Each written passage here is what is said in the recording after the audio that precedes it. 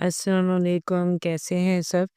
آپ سب اللہ پاک آپ کو صحت مند رکھے، مسائل حل ہوں اور ان جو مشکلات میں پھنسے ہیں ان سے نکل آئیں۔ آج آپ کے لیے نماز حاجات کے بارے میں بتاؤں گی۔ اس کے لیے نماز حاجت ادا کریں، 2 رکعت نماز نفل پڑھیں۔ نماز حاجت یوں ادا کریں کہ نیت کریں کہ میں نیت کرتی ہوں 2 رکعت نماز حاجت اللہ تعالیٰ کے لیے۔ پہلی رکعت میں سورہ فاتحہ کے بعد 3 مرتبہ سورہ اخلاص پڑھیں، دوسری رکعت میں سورہ اخلاص 3 بار پڑھیں۔ ہر رکعت میں ایک قرآن پاک ختم کرنے کا ثواب ملے گا۔ انشاءاللہ نماز حاجت ادا کرنے کے بعد اللہ تبارک و تعالیٰ کے بارگاہ میں اپنی حاجات پوری ہونے کے لیے دعا کریں، انشاءاللہ حاجت پوری ہوگی۔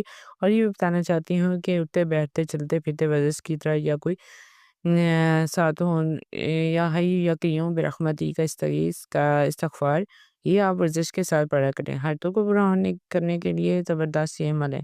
لیکن اگر کسی کی شادی میں رکاوٹ ہو یا کسی کے رشتے میں بندش ہو، وہ وظیفہ بھی نہیں پڑھ رہا، لیکن جیسا کہ ظاہر ہے ماں باپ کو فکر ہوتی ہے، تو ماں باپ کو چاہیے کہ وہ یہ وظیفہ اس نیت کے ساتھ پڑھیں کہ ہمارے بچوں کی شادیاں ہو جائیں، ان کے رشتوں میں جو رکاوٹیں ہیں وہ دور ہو جائیں، رشتے نہیں آ رہے تو رشتے آنا شروع ہو جائیں۔ اب والدین نے کیا وظیفہ پڑھنا ہے؟ یہ وظیفہ ہے کہ آپ 20 بار یا رافع پڑھیں، پڑھ کر اللہ پاک کی بارگاہ میں دعا کریں، اس نیت کے ساتھ یہ وظیفہ پڑھیں کہ رشتے آنا شروع ہو جائیں اور بچوں کی شادیاں ہو جائیں۔ پھر یہ وظیفہ ماں باپ بھی کر سکتے ہیں۔